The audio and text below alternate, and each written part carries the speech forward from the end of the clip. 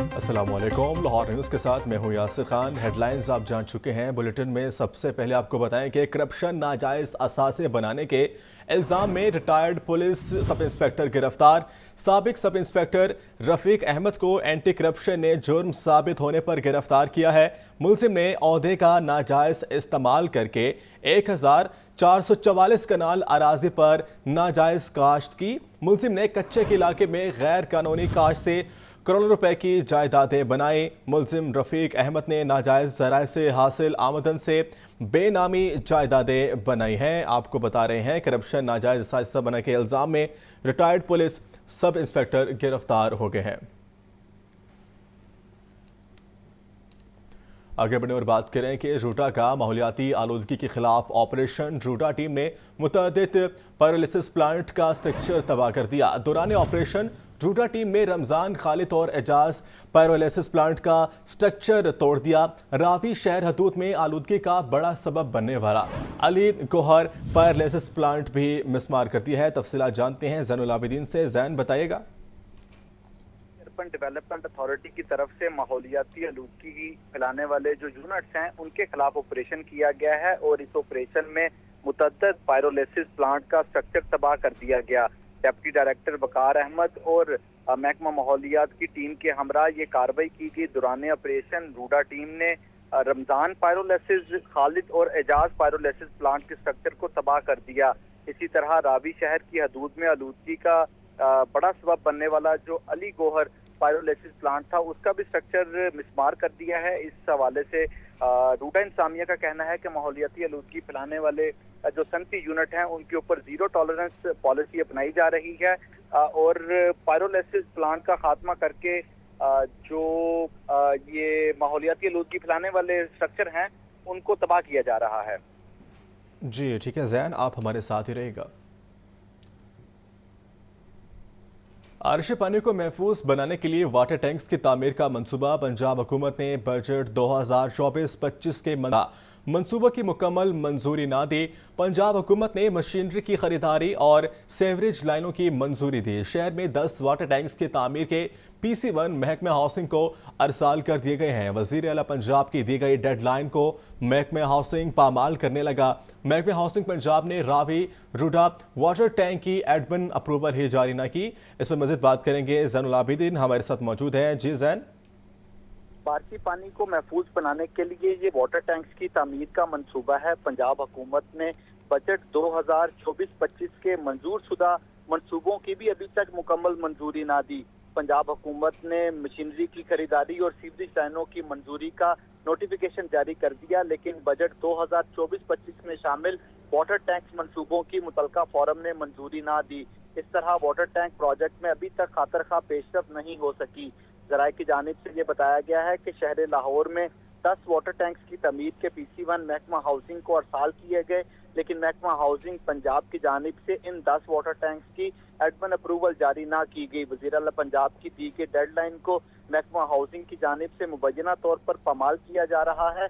Admin approval बर वक्त ना मिलने से वाटर टैंक का प्रोजेक्ट नवंबर 2024 के आखिर में शुरू होने का इम्कान है। महकमा हाउसिंग की तरफ से एडमिन अप्रूवल ना होने के सबब पंजाब हुकूमत ने फंड का भी इजरा नहीं किया। इस तरह Ravi road water tank, B block Tajpura water tank, Karim block Ravi road water tank, इसके अलावा रेलवे स्टेशन पर 18 लाख गैलन का वाटर टैंक बनाने के जो मंसूबे हैं मुसलसल इल्तवा का शिकार हो रहे हैं। जी ठीक है, बहुत शुक्रिया जैनुल आबिदीन आपका। महंगाई के खिलाफ जमात इस्लामी भरपूर एहतजाज करेगी। मुआहदे पर अमल दरामद न हुआ तो पुरअमन सियासी मज़ामत को आगे बढ़ाएंगे। मुल्क की तरक्की के लिए हर सियासी जमात को अपना हक अदा करना चाहिए। अमीर जमात इस्लामी हाफिज नईम उल रहमान की मंसूरा में प्रेस कॉन्फ्रेंस। डंडे के इस्तेमाल से मसाइल हल नहीं होते। हमारे मुआहदे की पासदारी में 17 दिन रह चुके हैं। इस्लामाबाद में बल्दियाती इंतखाबात मुलतवी करना शर्मनाक फेल है। गुजारने की बुनियादी सहूलतें हैं उनसे आरी रखा जाता है, महरूम रखा जाता है, जिसके नतीजे में एक फितरी गम व गुस्सा वहाँ मौजूद रहता है। इसी तरह से वक्तन फ़वक्तन ताकत के ज़रिए से पूरे सूबे को कंट्रोल करने की जो कोशिशें होती हैं वो कभी भी पायदार साबित नहीं हुई। लिहाजा मौजूदा सूरत हाल जो बहुत हसास नौइयत की है और इस सारी सूरत हाल का फ़ायदा उठाते हुए बैरूनी क़ुव्वतें भी अपना पूरा किरदार इसमें अदा कर रही हैं, ऐसे में तो पाकिस्तान की हुकूमत को और पाकिस्तान के तमाम इदारों को, पूरी कौम को एतमाद में लेना चाहिए। समझते हैं कि इस वक्त मुल्क में जो बहरान है, बिजली का बहरान, गैस का बहरान, ये बहरान हमारे हुक्मरान तबके की नाअहलियों और करप्शन के नतीजे में, और ये करप्शन का दायरा इस कदर वसी है और मराहत याफ्ता तबके की मराहत के नतीजे में हमने पाकिस्तान के अवाम के इन कोर इश्यूज़ को हाईलाइट भी किया, उस पर अपनी तहरीक शुरू की हुई है। और आपने देखा कि रावलपिंडी में जो तारीख़ी धरना था उसने बहरहाल पाकिस्तान की कौम को एक उम्मीद दी है और हुकूमत ने हमारे साथ एक तहरीरी मुआहदा किया है। आज इस मुआहदे के 28 दिन हो गए हैं और अब 17 दिन बाकी हैं। इस पूरे अरसे में सिर्फ एक रिलीफ का काम किया गया है कि सूबा पंजाब में 2 महीने के लिए 14 रुपये फ़ी यूनिट बिजली कम की गई है। हम ये समझते हैं कि ये बिल्कुल भी काफ़ी नहीं है और ये तरीक़ा भी दुरुस्त नहीं है कि आप महज 2 महीने के लिए ये इक़दाम करें, वक्ती रिलीफ लोगों को फराहम करें, टैरिफ में कमी की जाए, बिजली की लागत के मुताबिक बिजली का बिल होना चाहिए। लाखों की तादाद में अदालत में मुकदमात का फैसला न होना बायस तशवीश है। अदालतों में जजेस की तादाद बढ़ानी चाहिए। कई साल तक मुकदमात के फैसले नहीं होते। मेरी कोशिश है हर चीज़ मेरिट पर हो। पंजाब असम्बली को आसान तरीके से चलाया जा रहा है। स्पीकर पंजाब असम्बली मलिक मोहम्मद अहमद खान की मीडिया से गुफ्तगू। देखें, ये बायस तशवीश है कि लाखों की तादाद में मुकदमात हैं जिनका फ़ैसला नहीं हो पाता और हुकूमत की अवलीन तरजीह ये होनी चाहिए, मेरी राय में तो ये मेरा मशवरा होगा उनसे, कि आप जितना इंफ्रास्ट्रक्चर अदालतों का बढ़ा सकते हैं आपको बढ़ाना चाहिए, जितने मज़ीद जजेस तैनात किए जा सकते हैं उनको किया जाना चाहिए, उनकी तादाद बढ़ानी चाहिए ताकि वो लोग जो लिटिगेंट्स हैं जो कोर्ट्स में जाते हैं उनको ये एक तकलीफ़ में से कई सालों तक मुकदमात का फ़ैसला नहीं किया जाता। तो इसके लिए ये ज़रूरी है कि हुकूमत अपने वसाइल को उनका रुख इस तरफ करे। मुझे कम अज़ कम अपने इस हाउस को चलाना है और उसमें हुकूमत का एक मौक़िफ़ है, अपोजिशन का एक मौक़िफ़ है। तो जब किसी एक की बात सुनी जाती है, दूसरे की नहीं सुनी जाती, तो एक फ़रीक को लाजमी तौर पे उस पर एतराज़ आ जाता है। तो ये कोई बड़ी बात नहीं है, इसमें एतराज़ होता रहता है, एतराज़ है। और मेरी अपनी बेहतरीन कोशिश ये है कि ये मेरिट पे चीज़ें चलें। जो हक अपोजिशन का है अपोजिशन को मिलना चाहिए, जो गवर्नमेंट का गवर्नमेंट को मिलना चाहिए। पाकिस्तान इंग्लैंड टेस्ट सीरीज का आगाज 7 अक्टूबर से होगा। कराची स्टेडियम में तरक्याती कामों की वजह से पाकिस्तान और इंग्लैंड का मैच करवाना मुमकिन नहीं। ज़राए के मुताबिक पीसीबी ने पाकिस्तान और इंग्लैंड का कराची में होने वाला मैच किसी दूसरे वेन्यू पर मुंतकिल करने पर गौर शुरू कर दिया है। इस हवाले से इंग्लैंड क्रिकेट बोर्ड समेत तमाम स्टेक होल्डर से मुशावरत जारी है। तफसीलात जानते हैं मोहम्मद उसामा से। जी उसामा। बिल्कुल, पाकिस्तान और इंग्लैंड के दरमियान टेस्ट सीरीज 7 अक्टूबर से शुरू होगी। कराची स्टेडियम में तरक्याती कामों की वजह से पाकिस्तान और इंग्लैंड का मैच वहां पे करवाना मुमकिन नहीं। ज़राए का ये भी कहना है कि पीसीबी ने पाकिस्तान और इंग्लैंड का कराची में होने वाला मैच किसी दूसरे वेन्यू पर मुंतकिल करने पर गौर शुरू किया है। इस हवाले से इंग्लैंड क्रिकेट बोर्ड समेत तमाम स्टेक होल्डर से मुशावरत जारी है। पीसीबी के पास पिंडी और मुल्तान क्रिकेट स्टेडियम के वेन्यूज मौजूद हैं। अक्टूबर के दूसरे हफ्ते में इस्लामाबाद में शंघाई ताउन तंजीम कॉन्फ्रेंस होने की वजह से कराची वाला मैच वहां भी मुमकिन नहीं। सिक्योरिटी वजूहात और होटल्स की अदम मौजूदगी की वजह से पीसीबी अक्टूबर के दूसरे हफ्ते पिंडी क्रिकेट स्टेडियम में मैच नहीं करवाना चाहता। मुशावरत के दौरान एक मैच अबू धाबी में मुंतकिल करने की तजवीज़ भी सामने आई है। ताहम दूसरे टेस्ट मैच पर दोनों मुतफिका कोई फैसला नहीं हो सका। पीसीबी लॉजिस्टिक और दीगर अखराजात की वजह से मैच अबू धाबी मुंतकिल करने में दिलचस्पी नहीं रखता, जबकि ईसीबी से मुशावरत जारी है और इसी हवाले से आइंदा चंद रोज में कोई मुतफिका फैसला सामने आ जाएगा। पीसीबी मुल्तान में 2 मैचेस मुंतकिल कर सकता है, जबकि पिंडी में भी कोई तारीखों के आगे पीछे करके वहाँ भी मैच करवाया जा सकता है। जी ठीक है, बहुत शुक्रिया उसामा आपका। यौम दिफा की मुनासबत से लाहौर म्यूजियम में खसूसी नुमाइश का अहतमाम। 1965 की जंग के हीरोज़ की तस्वीर, खबरों के तराशे और रिपोर्ट्स को नुमाइश की जीनत बनाया गया। तलबा ने मिली नगमों के जरिए शोहदा को खराज अकीदत पेश किया। जंगे सितंबर के शोहदा को सलाम योम दफा की मुनासबत से लाहौर म्यूजियम में खसूसी नुमाइश का एहतमाम। नुमाइश में आला तरीन फौजी एजाज निशान हैदर पाने वाले शोहदा की तस्वीर रखी गयी। खबरों के तराशे, रिपोर्ट्स और नायाब तस्वीर को भी नुमाइश की जीनत बनाया गया। नुमाइश का इफ्तिताह सेक्रेटरी सियाहत फरीद अहमद तारड़ और डायरेक्टर लाहौर म्यूजियम नबीला इरफान ने किया। सेक्रेटरी सियाहत फरीद अहमद तारड़ ने कहा कि 1965 की जंग और शहीद होने वाले जवानों की याद में ये नुमाइश सजाई गई है। पाकिस्तान की सरहदों की हिफाजत करने वाले हमारे कौमी हीरो हैं। पाकिस्तान आज़ाद कौम है और हमने ये बड़ी कुर्बानियों से हासिल किया और हमारी अफवाज पाकिस्तान इसके दिफा के लिए जो हैं वो सीना सपर हैं और उनकी कुर्बानियों से ही आज हम जो चैन की नींद सो रहे हैं। तलबा ने मिली नगमों के जरिए जंगे सितंबर के शोहदा को खराजे अकीदत पेश किया। शहीदों लगाने आग जो आए थे आशियाने को, वो शोले अपने लहू से बुझा दिए तुमने। डायरेक्टर लाहौर म्यूजियम नबीला इरफान का कहना है कि नौजवान नस्ल को शोहदा की अजीम कुर्बानियों से आगाही देना जरूरी है ताकि इनमें मुल्क व कौम की खिदमत का जज्बा परवान चढ़े। पंजाब असम्बली का इजलास जारी है। आइए आपको बराह रास्त लिए चलते हैं।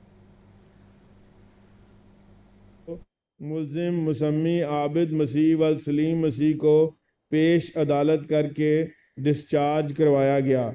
चूँकि मुतासरा मुकदमा हिबा दुख्तर जावेद इकबाल बउमर 6 साल की वालदा अतिया ज़ौजा जावेद इकबाल के बयान 164 ज़वाद फ़े की रोशनी में मुकदमा हाजा काबिल अखराज पाया गया। मुआरखा 3/9/24 को मसल मुकदमा जनाब SHO साहब के पेश करके अखराज रिपोर्ट मुरतब कराई गई।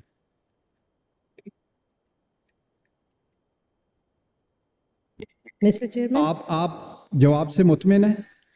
बिल्कुल सर, जवाब से मुतमईन हूँ। जब ये खबर आई थी तो यकीनी तौर पे इंडिया में एक बड़ा हौलनाक किस्म का वाक़या हुआ जिसके बाद पाकिस्तान में भी बड़ी तशवीश फैल गई थी और मैं शुक्रगुजार हूँ DIG ऑपरेशन फैसल कामरान लाहौर की जिन्होंने फौरी तौर पर इस पर एक्शन लिया और इसकी पूरी इन्वेस्टिगेशन की और इसकी रिपोर्ट भी असम्बली के अंदर भिजवाई और हम पूरी तरह मुतमईन हैं उनके जवाब से। बहुत शुक्रिया जी। मोहम्मद अवैस, ये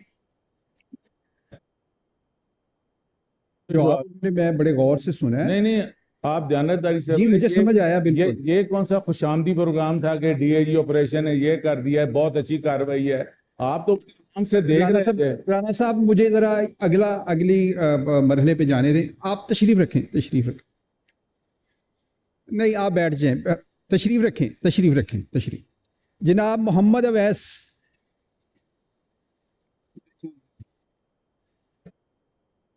अल्लाहुम्मा सल्ली अला मोहम्मद व अला आले मोहम्मद। जनाब चेयरमैन साहब, क्वेश्चन ये है कि क्या ये दुरुस्त है कि मुतअद्दिद न्यूज़ चैनल्स की मोरखा 17 अगस्त 2024 की खबर के मुताबिक ज़िला शेखुपुरा फिरोजवाला के इलाके पुलिस स्टेशन फैक्ट्री एरिया की चौकी कोर्ट नूरशाह में चौकी इंचार्ज और SHO राणा सज्जाद और पुलिस एहलकारों के बेईमाना तशद्दुद के साथ एक 9 महीने का बच्चा जो इस दुनिया में नहीं था आया वो वफात पा गया है। क्या इसका मुकदमा दर्ज कर लिया गया है? अगर कर लिया गया है तो उसकी मौजूदा सूरत हाल से आगाह किया जाए उसको। जी, वज़ीर पार्लिमानी अमूर।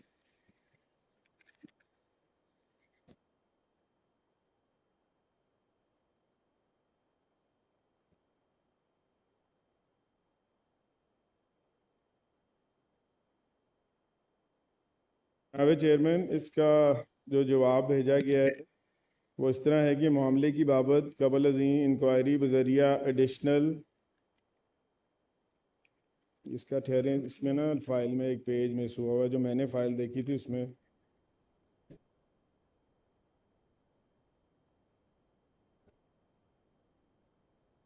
तो लाया सी जी टैग उन्होंने, मैं देख रहे हैं जी मैं फाइल देखी सी। हाँ जी, ये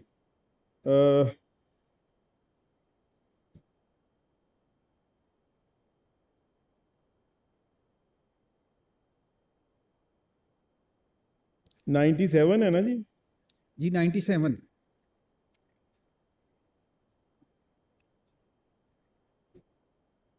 मामले की बाबत कबल अज़ीं इंक्वायरी बज़रिया एडिशनल SP शेखुपुरा अमल में लाई जा चुकी है। इंक्वायरी ऑफिसर ने तमाम मुतल्लिकीन को तलब करके मुफस्सल इंक्वायरी अमल में लाई, जो दौरान इंक्वायरी अली रज़ा मोहम्मद तैयबा बीबी ने ज़बानी तौर पर बतलाया कि इसकी बीवी का गुज़श्ता बरस भी 7 माह बाद हमल ज़ाया हो गया था और इसकी बीवी को अठरा की बीमारी है और इस मरतबा भी 8 माह बाद बीमारी की वजह से इस मरतबा भी 8 माह बाद बीमारी की वजह से उसकी बीवी का हमल ज़ाया हुआ है और मुसम्मी सलामत अली मोहल्लेदार की मौजूदगी में तहरीरी इस्ताम दे दिया है कि उसकी बीवी पर किसी अहलकार ने तशद्दुद ना किया है और ना ही पुलिस तशद्दुद की वजह से उसकी बीवी का हमल ज़ाया हुआ है। वो किसी पुलिस ऑफिसर के ख़िलाफ़ कोई कार्रवाई ना करवाना चाहता है। मज़ीद बरां तैयबा बीबी को बराए करवाने मेडिकल इलाका मजिस्ट्रेट साहब फ़रोज़वाला की अदालत में पेश किया गया, जहां पर उसने बयान दिया कि वो अपना मेडिकल ना करवाना चाहती है, जिस पर मुअज़्ज़िज़ अदालत ने दरख्वास्त बराए